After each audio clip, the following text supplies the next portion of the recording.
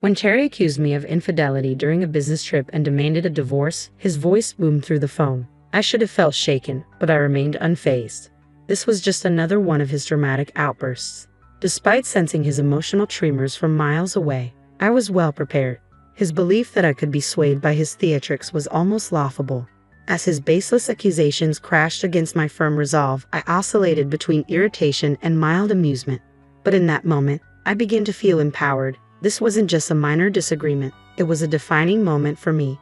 Internally, I smirked at his pathetic attempts to manipulate me, and then, in a pivotal flash of insight, I realized it was my turn to take control. I'm Megan, 30 years old, and I've been steadily employed at a college bookstore since graduating from junior college at 21. In contrast, Terry, 3 years my senior, had a rocky career path. When we first met 2 years ago, he was constantly job hopping or unemployed. His marriage proposal came swiftly, but I insisted on a precondition. He needed to secure a stable job. I was determined not to enter into a marriage without ensuring our financial future. Okay, but there's a condition, I stated firmly, noticing the worried look on his face. You need to find a stable job. Otherwise, marriage is off the table. We have to think about our future. He tried to brush it off with a casual remark. Don't worry, you're working, so there's no rush, right? But I reminded him that my parents would have concerns if I got married without a stable job. After laying down my condition, he promised to find a job before we seriously considered marriage. With a newfound sense of responsibility, he began his job hunt and eventually landed an office role at a construction company, allowing us to move forward with our wedding plans. At the time, I viewed Terry as somewhat reckless with finances and his career, but I believe we could complement each other. I hoped to guide him toward financial prudence while he could bolster my strengths. Little did I know, however, that our real challenges were just around the corner. About a year into our marriage, as we started exploring options to buy a house, Terry dropped a bombshell. I might not qualify for a mortgage, he said casually one day. I was stunned. What do you mean? I demanded more details. He explained that since he hadn't been in his job for very long, he might need a guarantor for the mortgage. The only person who could help is my dad, but he's overwhelmed with his gambling debts. Why didn't you tell me this sooner? I was flabbergasted, especially since we were already sitting with the contract and the real estate agent right there. Ever unfazed, Terry suggested, if we put the house in your name, it should be fine, right? You've been at your job for a long time, so securing the loan won't be a problem. We can both contribute to the mortgage payments. It's just a technicality. That's not the point. I shot back, my frustration mounting. I argued, feeling my frustration simmer. Why didn't you bring this up earlier? This affects me too, and I'm not even prepared with the necessary paperwork. Although he apologized, his remorse felt shallow, lacking any real depth. Despite my urge to press the issue further, the contract lay on the table, pushing us into a corner with the real estate agent present. I decided against escalating the situation. Reluctantly, I hurriedly gathered the documents I needed for the loan application, like my income statement. In a spur-of-the-moment decision, I finalized the purchase of the house in my name. Doubts gnawed at me. Could I really see a future with this man? Perhaps I should have firmly stated that we wouldn't proceed instead of rushing to prepare the paperwork. My anxiety only deepened with the looming issue of my father-in-law's financial instability. Just the other day, I was talking to Dad when Terry started casually. He might lose his house because of the debts I told you about, so he's thinking about moving in with us. Is that okay with you? Why would you even consider that without discussing it first? I snapped, frustration rising. Terry simply shrugged. Well, he's in trouble, and my brother is working abroad and can't help. I'm the only one Dad can turn to. Maybe we could let him stay with us, at least until he sorts out his situation. But having him live with us permanently, that's a huge decision. I countered. Terry frowned. You just don't want him to stay, do you? If he moves in, we could split the living expenses. Always with the money, I shot back, exasperated. You're the one who never seems to contribute. I retorted sharply. You promised we'd split the mortgage, but I'm the only one paying. You haven't contributed at all. In a marriage, finances are supposed to be shared. It's not just my money, it's supposed to be ours. It's only coming out of my account because the house is in my name. You're being incredibly self-centered. My voice was thick with exasperation, but Terry muttered under his breath, I hate discussing money, before storming out of the room. These disputes became a regular occurrence in our home. Terry would dismiss my concerns, leaving unresolved tensions to simmer between us. Despite the strain, he didn't entirely ignore his family situation. As part of his job in construction site administration, which often involved handling real estate contracts, he actively sought advice from an agency on how to secure the best deal for selling his family's home, including all the necessary procedures.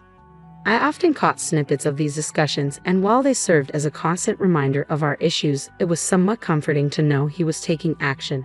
However, the looming possibility of my in-laws moving in with us after the sale of their home hung over me like a dark cloud. Terry began attending meetings with real estate agents and even included his parents in the conversations. Without my involvement, his weekends started to fill up with trips away from home, and eventually, he left for an extended business trip to oversee a construction site far away. At the time, I didn't fully grasp it, but the seeds of our ongoing power struggle had already been planted. A few days after Terry left, I decided to treat myself to some shopping and a cup of tea at a cafe. To my surprise, a familiar face greeted me, someone who brought back memories of past interactions at our home. It was Bruce, a young employee from the real estate company Terry frequently consulted. Terry had mentioned that Bruce was relatively new, having been there for less than a year. "Ah, yes, I remember you. You visited our house before, right?" I recalled. "Yes, I apologize for dropping by unannounced and even joining for a meal that time," Bruce replied, seeming genuinely apologetic. "There's no need to worry. I should have been more welcoming," I reassured him. I found myself reflecting on our past interaction as Bruce and I shared tea together. He was affable and, despite his youth, seemed far more level-headed than Terry. Our conversation flowed easily, and we discovered common ground that made the time pass quickly. Eventually, we bid each other farewell, parting ways feeling a little more connected than before. I never imagined that such a simple meeting for tea could later be misconstrued into a devastating accusation of infidelity. Yet that's exactly what happened when Terry confronted me upon his return. "You've been cheating on me while I was away, haven't you? We're getting a divorce. Give the house to my parents and leave immediately," he declared abruptly. His words struck me like a bolt from the blue, blindsiding me when I was least prepared. I stood there, reeling as I grappled with the shocking accusation. Could the rumors I had heard be true? It seemed Terry had been spreading lies, crafting a narrative of my supposed infidelity to justify his desire for a divorce. The supposed other man in this fabricated story was Bruce, the very person Terry had accused me of having an affair with. The day after our seemingly innocuous tea meeting, Bruce showed up at my doorstep. "I apologize for the unexpected visit yesterday," he said, looking a bit sheepish. "Terry asked me to reach out to you." He stood in my doorway, looking both confused and curious. I invited Bruce in, eager to uncover the full story. What he revealed left me utterly stunned. Terry had orchestrated a plan to frame me for infidelity as part of his strategy to secure a divorce. Bruce, unwillingly caught up in this scheme, had been tasked with fabricating evidence to support Terry's deceitful plot. Terry's motivations were driven by two main factors.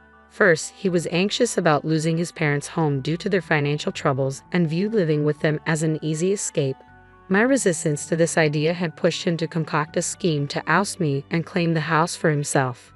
Second, Terry had been having an affair. He spent many weekends with his mistress, disguising his time away as discussions about his parents-in-law's issues. His growing infatuation with her had led him to see me, his wife, as an obstacle. By framing me for infidelity, he aimed to eliminate me from the picture and secure the house for his own benefit. Initially, I had believed Terry lacked cunning, but the complexity and maliciousness of his plan were shockingly devious. As I expressed my disgust, Bruce apologized for his role in the plot. However, I had no intention of letting Terry succeed with his deceitful machinations. I pretended to cooperate while secretly strategizing a counterattack.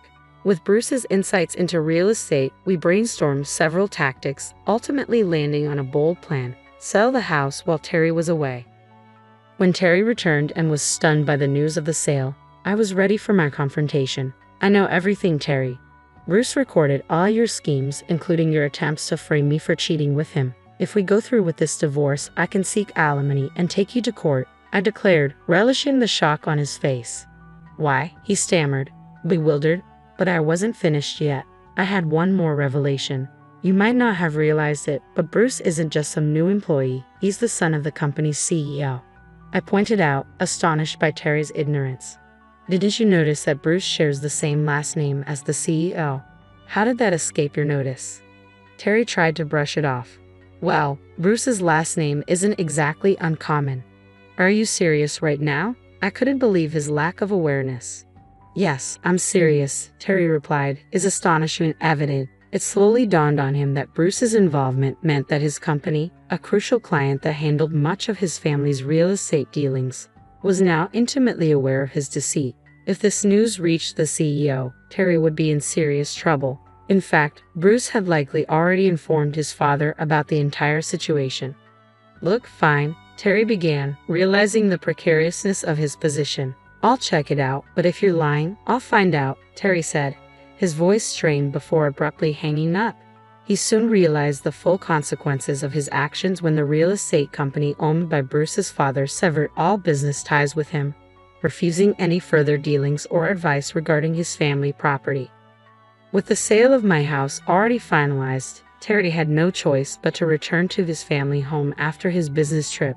Fortunately, Bruce had helped me find an affordable apartment, making my transition easier as I began the divorce proceedings. Despite this, Terry continued to reach out, his voice desperate over the phone. I'm sorry, Megan. Please forgive me, he pleaded. It's too late for apologies, I replied firmly. You tried to manipulate me by using someone else. Why should I believe anything you say now? Don't say that. After our divorce, you can be with that other woman, right? That's what you wanted, isn't it? He shot back, attempting to shift the blame. Yeah, well, she had someone else she liked and dumped me. What a sorry tale, I retorted. But just because of that, don't expect me to change my mind and come running back to you. With that, I ended the call with a heavy sigh. Despite my efforts to keep my new address from him, Terry's calls were relentless. Each time, he pleaded, please don't leave me. I'll change. I'll be a better husband. But I was weary of his empty promises. Once the divorce was finalized, I planned to delete his number, block him on WhatsApp, and cut off all contact completely. To complicate matters, even my mother-in-law reached out, her voice pleading. Please, Megan, we'd be lost without you. It's not just about the house. There's no house left, I reminded her sharply. We're not that heartless. Come back, and you'll understand, she implored. You wanted the money, didn't you? I shot back, my frustration evident. That's not true. You're being unfair, she insisted. You tried to coerce me into living with you, I reasoned, but I was beyond listening. Their motives had become clear, and I was determined not to fall back into their manipulative grasp. When I refused to comply, Terry resorted to deception to gain an advantage during our divorce proceedings. I simply couldn't trust someone who relied on such underhanded tactics. I made my position clear, pointing out his obvious financial motivations. Despite my firm rejections, the requests kept coming. Then my father-in-law intervened, his voice dripping with condescension. He questioned whether I was neglecting my responsibilities as a daughter-in-law by not supporting his wife more. He couldn't believe I would refuse, attributing my stance to the personal debts I had supposedly accrued. I stood my ground, and in response he raised his voice so much that it was painful to listen to. He accused me of being cruel, neglecting my mother-in-law during her time of need, and unfairly blaming her for my own issues. He even threatened to make me regret my decisions, calling me a wicked woman. After that distressing call, still resolute, I saved the audio recording and discussed it with my lawyer. It turned out that my father-in-law's aggressive words constituted legal threats. Armed with this evidence, I warned Terry that I was prepared to take legal action unless he agreed to the divorce terms. Faced with no other options, he finally agreed, albeit reluctantly. This marked my liberation from the oppressive grasp of his family. Following the divorce, Terry's professional reputation took a nosedive. His colleagues' trust in him waned, and he faced diminished responsibilities at work. Financial strains forced him to sell the family home at a significantly lower price. Now, he lives in a small apartment with his parents, grappling with reduced income and the pressure of supporting them. Additionally, he is obligated to pay me alimony. I learned about the extent of Terry's difficulties through Bruce, who remained a trusted confidant. While exploring new career opportunities, I found a chance to use the customer service skills I had developed at a clothing store. Bruce, who had recently moved to the HR department of a real estate firm, encouraged me to apply for a role that required strong communication skills. After giving it some thought and discussing the potential with Bruce, I decided to accept the job offer and join the real estate company. During this period of transition, Bruce and I grew closer, and our friendship eventually blossomed into something more. After a year of dating, we decided to get married, and I became the partner of someone who would one day become the president of the company. It was an unexpected twist of fate that Terry, who had once wrongfully accused us of infidelity, would witness our love flourish and culminate in marriage. Now, with the support of my new family, including my in-laws, I am excited to build a beautiful future with Bruce. We look forward to creating many happy memories together, bolstered by the love and support of those around us.